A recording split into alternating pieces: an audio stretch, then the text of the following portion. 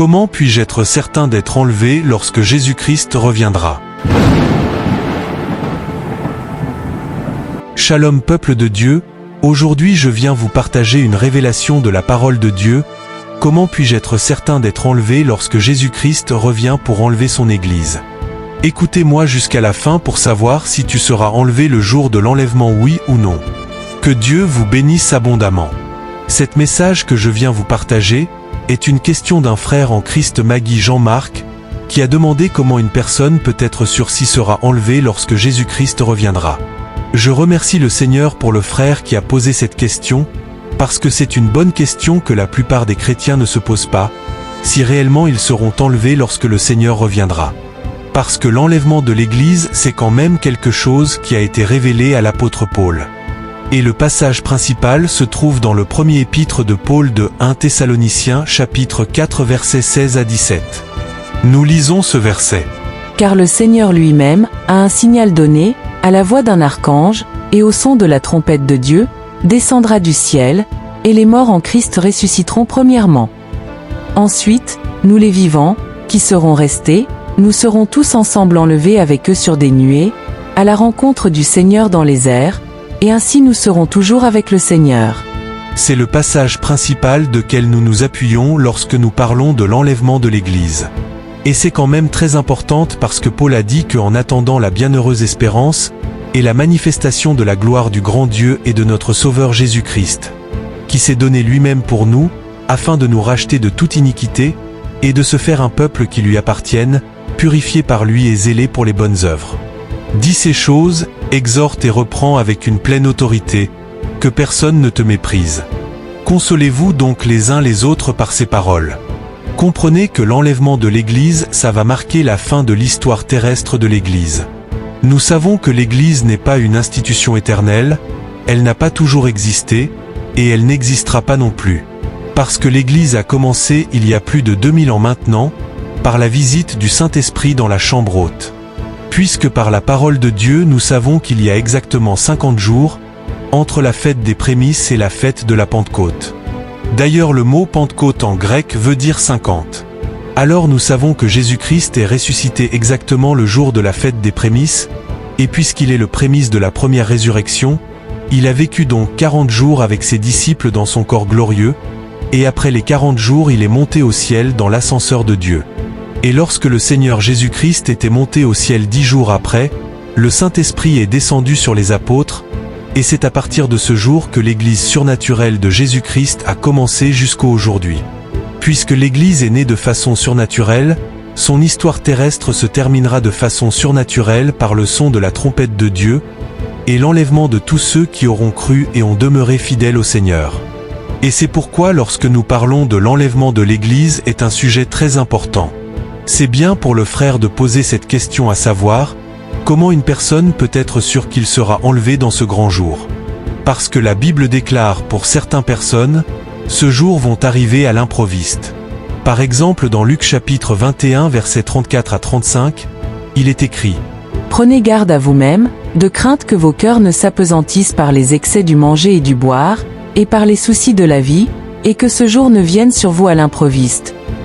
Car il viendra comme un filet sur tous ceux qui habitent sur la face de toute la terre. » Alors si pour certaines personnes ce jour leur surprend à l'improviste, c'est qu'ils ne sont pas prêts et ils ont manqué ce grand jour. Et ce qui veut dire c'est pas tous ceux qui fréquentent nos églises qui feront sincèrement partie de l'enlèvement. Également dans le même Luc chapitre 21 verset 36 il est écrit aussi « Veillez donc et priez en tout temps, afin que vous ayez la force d'échapper à toutes ces choses qui arriveront, et de paraître debout devant le Fils de l'homme. » Et même Jean a dit « Et maintenant petits enfants, demeurez en lui afin que lorsqu'il paraîtra, nous ayons de l'assurance, et qu'à son avènement nous ne soyons pas confus et éloignés de lui. » Selon 1 Jean 2 versets 1 à 29, si nous lisons attentivement ce verset, cela veut dire que lorsque le Seigneur Jésus-Christ va revenir, certains chrétiens seront trouvés éloignés et ils seront dans la confusion. En fait, ce que nous réalisons, c'est qu'il y a toujours eu deux groupes au sein de l'Église. Il y a toujours eu des chrétiens spirituels, et il y a toujours eu des chrétiens charnels. Il y a toujours eu des vierges dans l'Église, et les non-vierges imprudents. C'est pour cela lorsque nous lisons dans l'évangile de Matthieu chapitre 25, Le Seigneur Jésus-Christ a dit clairement en parabole en comparant les 10 vierges à son Église en disant « Alors le royaume des cieux sera semblable à 10 vierges qui, ayant pris leur lampe, allèrent à la rencontre de l'époux. 5 d'entre elles étaient folles, et 5 sages. Les folles, en prenant leur lampe, ne prirent point d'huile avec elles, mais les sages prirent, avec leur lampe, de l'huile dans des vases. Comme l'époux tardait, toutes s'assoupirent et s'endormirent. Au milieu de la nuit, on cria, « Voici l'époux, allez à sa rencontre. » Alors toutes ces vierges se réveillèrent, et préparèrent leurs lampes. Les folles dirent aux sages, « Donnez-nous de votre huile, car nos lampes s'éteignent. » Les sages répondirent, « Non, il n'y en aurait pas assez pour nous et pour vous. Allez plutôt chez ceux qui en vendent, et achetez-en pour vous. » Pendant qu'elles allaient en acheter, l'époux arriva. Celles qui étaient prêtes entrèrent avec lui dans la salle des noces, et la porte fut fermée. Ce verset est bien clair. Au moment où le Seigneur viendra enlever son Église, toute son Église sera réveillée dans la prière et dans la sanctification, mais certains diront dans leur cœur l'enlèvement n'aura pas lieu tout de suite. Et au moment où la trompette aura sonné, parmi l'Église ceux qui sont les 5 folles se laisseront vivre dans le péché, et diront à les autres de prier pour eux parce qu'ils n'ont plus de force. Et ceux qui sont les 5 sages qui seront enlevés diront à les 5 folles qui vivaient dans le péché en disant « Nous aussi nous n'avons pas trop de force mais nous faisons des efforts malgré que nous sommes fatigués, pour ne pas tomber dans le péché. Allez faire des efforts et revenez au Seigneur. » Et le Seigneur a dit au moment où ils cherchaient à se réveiller la trompette sonnera et ils resteront. Voilà pourquoi le Seigneur Jésus-Christ nous met en garde de ne pas arrêter de prier et de rester dans la sanctification. Mes frères bien-aimés, je vous ai traduit un peu cette parabole pour que vous compreniez ce que le verset dit. Parce que ce verset parle de la vie de l'Église actuelle, où plusieurs vivent dans le péché en pensant qu'ils sont prêts pour l'enlèvement. Vous savez, le Seigneur Jésus-Christ ne tarde pas à revenir comme plusieurs le pensent, parce que Dieu seul sait très bien la journée précise où le Seigneur doit revenir. Mais c'est comme si nous avons l'impression qu'il retarde parce qu'on a souvent prêché que le Seigneur revient bientôt, mais il n'est pas encore revenu. Et à cause de cela plusieurs dorment. Vous savez que le réveil spirituel a commencé depuis que le Seigneur Jésus-Christ fut monté au ciel ? Le réveil spirituel a commencé il y a plus de 2000 ans actuellement que plusieurs ne savent pas. Le dernier réveil que nous a parlé le Seigneur Jésus-Christ dans Matthieu chapitre 25 verset 6 en disant « Au milieu de la nuit on cria, voici l'époux, allez à sa rencontre. » Parce que c'était un réveil total et même brutal que le Saint-Esprit a donné à l'Église lorsqu'il fut descendu sur eux le jour de la Pentecôte. Alors toutes ces vierges qui sont l'Église se réveillèrent, et préparèrent leur lampe qui est la vie de prière et la vie de sanctification. Mais ce n'était pas un réveil dans le sens conventionnel du mot réveil, où on voit les gens font des prodiges et des miracles. Non, ce n'est pas ça, mais c'était plutôt un réveil de constatation spirituelle. Après l'enlèvement, c'est là plusieurs auront l'impression qu'ils ont passé tout leur temps à chercher de l'argent, passent le temps à faire des projets au lieu de se sanctifier.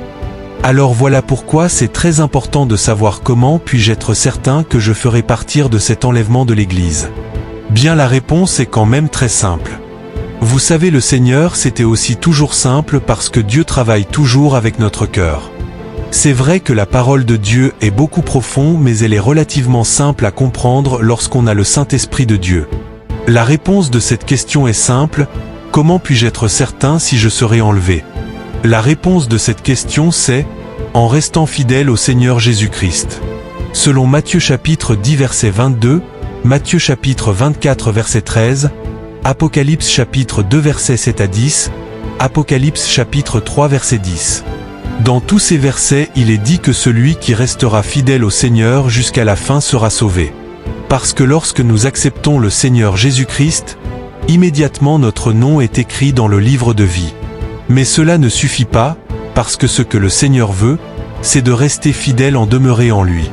C'est pour cela le Seigneur a dit dans Jean chapitre 15, « Demeurez en moi, et je demeurerai en vous. » Comme le sarment ne peut de lui-même porter du fruit, s'il ne demeure attaché au cep, ainsi vous ne le pouvez non plus si vous ne demeurez en moi. Si quelqu'un ne demeure pas en moi, il est jeté dehors comme le sarment, et il sèche. Puis on ramasse les sarments, on les jette au feu, et ils brûlent. Si vous demeurez en moi, et que mes paroles demeurent en vous, demandez ce que vous voudrez, et cela vous sera accordé. Comme le Père m'a aimé, je vous ai aussi aimé. Demeurez dans mon amour. Si vous gardez mes commandements, vous demeurerez dans mon amour, de même que j'ai gardé les commandements de mon Père, et que je demeure dans son amour. Parce que rester fidèle au Seigneur Jésus-Christ, c'est de demeurer en lui.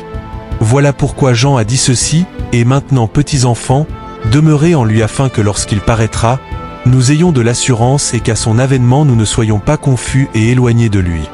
Alors le secret est la porte d'assurance qui nous permet de savoir que nous serons bien là comptés dans ce groupe qui seront enlevés, c'est restons fidèles au Seigneur Jésus. D'ailleurs c'est tout ce que la Bible nous demande. Car il est écrit dans 1 Corinthiens 4 verset 2, « Parce que le Seigneur il n'y a pas de grand ministère et ou de petit ministère, nous devons tous servir dans le camp de Christ.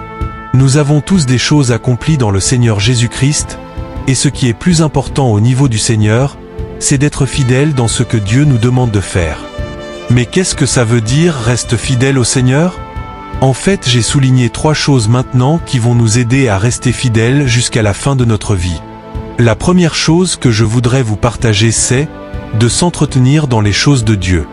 Éphésiens 5 versets 19 à 21. Entretenez-vous par des psaumes, par des hymnes, et par des cantiques spirituels, chantant et célébrant de tout votre cœur les louanges du Seigneur. Rendez continuellement grâce pour toutes choses à Dieu le Père, au nom de notre Seigneur Jésus-Christ, vous soumettant les uns aux autres dans la crainte de Christ. Alors la première chose que nous devons faire pour être fidèles, nous devons nous entretenir dans les choses de Dieu. Vous savez, depuis la chute de nos premiers parents Adam et Ève, tout doit être entretenu dans ce monde. La manière dont nous nous entretenions physiquement, c'est la même chose dans le domaine spirituel, il faut s'entretenir dans des choses de Dieu. Évidemment, l'apôtre Paul ici il parlait de psaumes parce qu'à leur temps, le Nouveau Testament n'existait pas pendant qu'il parlait. Mais nous aujourd'hui nous avons la Bible complète, l'Ancien et le Nouveau Testament, et en plus de ça nous avons beaucoup de choses à notre disposition qui nous permet d'entendre la prédication de la parole de Dieu, à travers le monde entier. Et ça nous permet de s'entretenir dans les choses de Dieu, et ça nous permet aussi de rester fidèles accrochés vraiment au Seigneur. Paul nous dit aussi de chanter les cantiques spirituels en louant et adorant de tout notre cœur le Seigneur Jésus. Donc voilà le secret le plus formidable, plutôt que de nous plaindre et de murmurer, à cause du difficulté quelquefois que nous expérimentons ou les épreuves que nous avons dans notre vie, louons quand même le Seigneur à ouvrir notre bouche pour lui rendre des actions de grâce. Donc premier moyen que nous avons à notre disposition pour rester fidèles jusqu'à la fin, entretenons-nous dans les choses de Dieu par les cantiques spirituels, par la parole de Dieu. Le deuxième moyen que Paul veut nous suggérer, c'est de rester attachés aux choses que nous avons entendues. Selon Hébreux chapitre 2 verset 1, il est écrit « C'est pourquoi nous devons d'autant plus nous attacher aux choses que nous avons entendues, de peur que nous ne soyons emportés loin d'elles. » Lorsque nous acceptons le Seigneur Jésus-Christ, le Saint-Esprit maintenant va illuminer la parole de Dieu. Car c'est lui le révélateur, c'est lui qui révèle les Écritures, il vient nous donner notre nourriture qui est la parole de Dieu. Et c'est pourquoi cette doctrine fondamentale que nous avons entendue dès le début où nous avons été sauvés, nous devons rester attachés à ces choses-là. Parce que si nous ne le faisons pas, nous allons être emportés loin d'elles. Et c'est pourquoi nous devons être racinés à ce que nous avons reçu dès le début, la parole de Dieu, afin de rester fidèles au Seigneur Jésus-Christ jusqu'à la fin. Et le troisième moyen qui prouve en nous que nous ferons partir de cet événement, c'est de nous éloigner du monde. Selon 1 Jean 2 versets 14 à 17, il est écrit « Je vous ai écrit, Père, parce que vous avez connu celui qui est dès le commencement. Je vous ai écrit, jeunes gens, parce que vous êtes forts, et que la parole de Dieu demeure en vous, et que vous avez vaincu le malin. N'aimez point le monde, ni les choses qui sont dans le monde. Si quelqu'un aime le monde, l'amour du Père n'est point en lui. Car tout ce qui est dans le monde, la convoitise de la chair, la convoitise des yeux, et l'orgueil de la vie, ne vient point du Père, mais vient du monde. Et le monde passe, et sa convoitise aussi. Mais celui qui fait la volonté de Dieu demeure éternellement. » Ce verset est vraiment clair. Ne nous attachons pas aux choses de la terre. Celui qui s'attache aux choses de la terre n'aime pas Dieu et aussi il n'est pas un enfant de Dieu. Et dans cette même vision, Jacques a dit aussi, « Adultères que vous êtes. Ne savez-vous pas que l'amour du monde est inimitié contre Dieu ? Celui donc qui veut être ami du monde se rend ennemi de Dieu. » La plupart des chrétiens ont deux vies, un dans la maison de Dieu et un autre dans le monde. Et cela fait qu'aujourd'hui on ne connaît pas réellement les enfants de Dieu et les enfants du monde, parce que tout a mélangé dans la maison de Dieu, mais Dieu seul sait qui est son enfant et qui l'appartient. Voilà pourquoi l'apôtre Paul a dit aussi: ne vous conformez pas au siècle présent, mais soyez transformés par le renouvellement de l'intelligence, afin que vous discerniez quelle est la volonté de Dieu, ce qui est bon, agréable et parfait. Selon Romains 12, verset 2. Ne nous mélangeons pas avec le monde, mais soyons transformés par la connaissance de la parole de Dieu, afin de savoir ce que Dieu veut. Changeons notre pensée, et arrêtons de penser aux choses de la terre, car celui qui a l'envie de toutes ces choses dans son cœur, est loin de Dieu sans le savoir. Et même le Seigneur Jésus-Christ lui-même a dit ceci: Car là où est ton trésor, là aussi sera ton cœur. L'œil est la lampe du corps. Si ton œil est en bon état, tout ton corps sera éclairé. Mais si ton œil est en mauvais état, tout ton corps sera dans les ténèbres. Si donc la lumière qui est en toi est ténèbres, combien seront grandes ces ténèbres? Nul ne peut servir deux maîtres. Car où il haïra l'un, et aimera l'autre, ou il s'attachera à l'un, et méprisera l'autre. Vous ne pouvez servir Dieu et Mammon. C'est pourquoi je vous dis, ne vous inquiétez pas pour votre vie de ce que vous mangerez, ni pour votre corps, de quoi vous serez vêtus. La vie n'est-elle pas plus que la nourriture, et le corps plus que le vêtement? Ce verset est clair: ce que nous aimons dans notre cœur, ce sont ces choses que nous nous attachons. Nous ne pouvons pas aimer Dieu en même temps que le monde. Et si je posais une question à quelqu'un, quel homme qui partage sa femme avec son frère? Quelle femme qui partage son mari avec sa sœur? Si nous qui sommes des hommes, nous sommes jaloux de ce que nous aimons, comment la plus forte raison Dieu qui nous a choisis et qui nous a donné son Esprit Saint n'est pas jaloux de nous? Donc mes frères et sœurs bien-aimés, ce sont ces trois choses qu'une personne doit faire pour être prêt pour l'enlèvement de l'Église. Et la racine de toutes ces choses, c'est la sanctification, sans laquelle personne ne verra aussi le Seigneur Jésus-Christ. J'espère que vous avez retenu ces trois choses dans votre cœur. Je répète encore ces trois choses. Le premier moyen qui prouve en nous que nous ferons partir de l'enlèvement de l'Église, c'est de rester fidèles au Seigneur Jésus-Christ jusqu'à la fin de notre vie. Le deuxième moyen, c'est attachons-nous à la parole de Dieu et à ce que Dieu nous dit de faire. Et enfin, le dernier moyen, c'est éloignons-nous du monde et les choses qui sont dans le monde. Car celui qui vivra ces trois choses en lui sait qu'il est saint.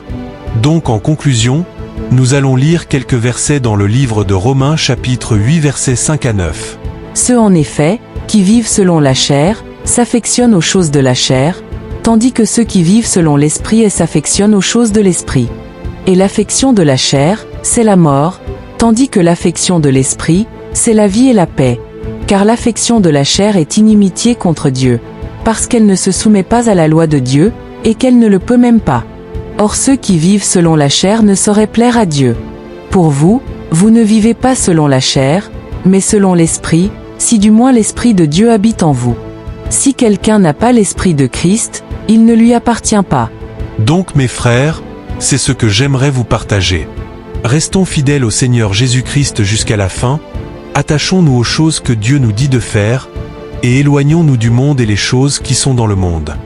Que la grâce et la paix de Dieu reposent sur chacun de nous.